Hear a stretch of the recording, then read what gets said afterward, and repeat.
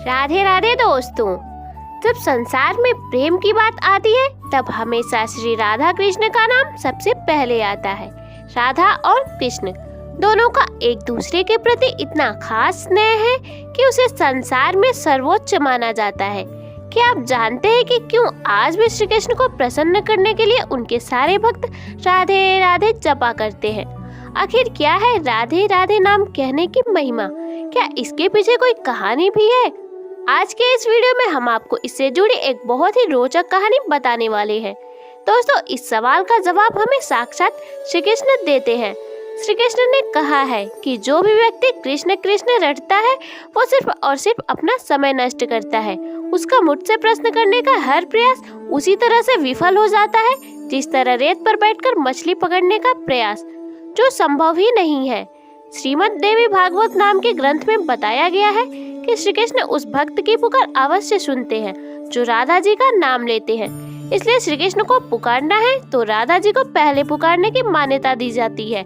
कहते हैं कि जहाँ जहाँ राधा होंगी वहाँ श्री कृष्ण अवश्य चले आएंगे। हिंदू धर्म के पुराणों के अनुसार भगवान श्री कृष्ण ने स्वयं कहा है कि राधा जी उनकी आत्मा में बसती हैं।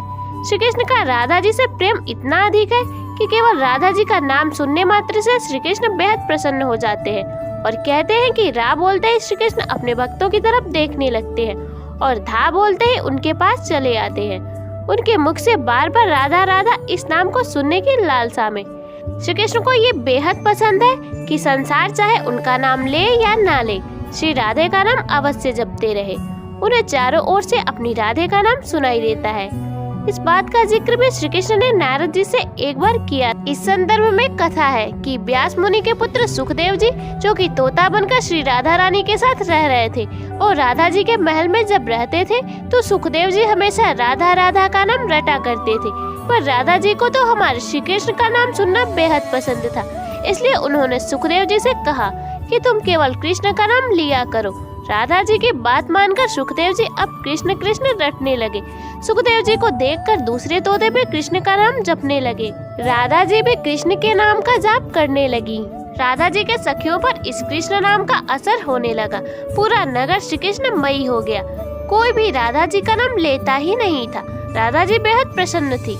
एक दिन श्री कृष्ण राधा जी से मिलने जा रहे थे। उस समय वो बहुत उदास थे और मार्ग में उन्हें नारद जी श्री कृष्ण को उदास देखकर उन्होंने उनसे पूछा कि आप इतने उदास क्यों हैं प्रभु?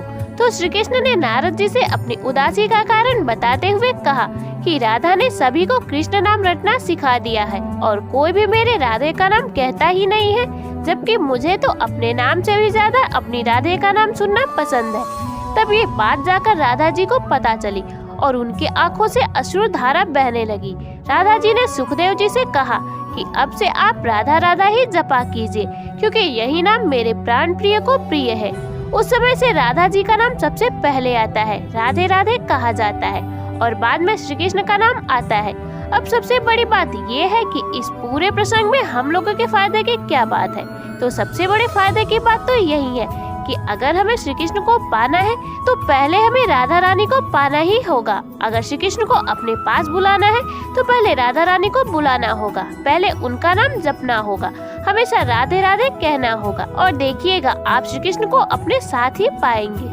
दोस्तों, कलयुग में राधा नाम की क्या महिमा है, इससे जुड़ी हमें एक और कहानी देखने को मिलती है और इस कहानी में बताया जाता है कि एक बार हमारी राधा रानी श्री कृष्ण से बेहद क्रोधित हो जाती है, मान कर लेती हैं। सभी सखियां श्री कृष्ण को इस बारे में बताती है और कन्हैया भागे भागे अपने राधा को मनाने जाते हैं। बहुत दिन हो गए, राधा रानी श्री कृष्ण से रूठी हुई है, रो रही है, बात नहीं कर रही है। कन्हैया ने हर तरह का जतन करके देख लिया, उनके पैरों में भी गिर गए, रोने लगे कि किशोरी जी एक बार तो बता दीजिए कि हमसे ऐसी क्या भूल हो गई है जो आप इतनी बुरी तरह से हमसे मान करके बैठ गई हैं।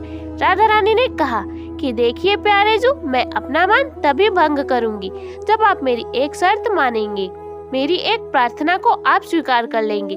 कन्हैया ने कहा, आप आज्ञा करिए किशोरी जी, जो आप कहेंगे वो मुझे पूरी तरह से स्वीकार होगा। तब राधा रानी ने कहा कि मैं जानती हूँ अब कलयुग आने वाला है और कलयुग में बहुत सारी पाप आत्माएं आने वाली है।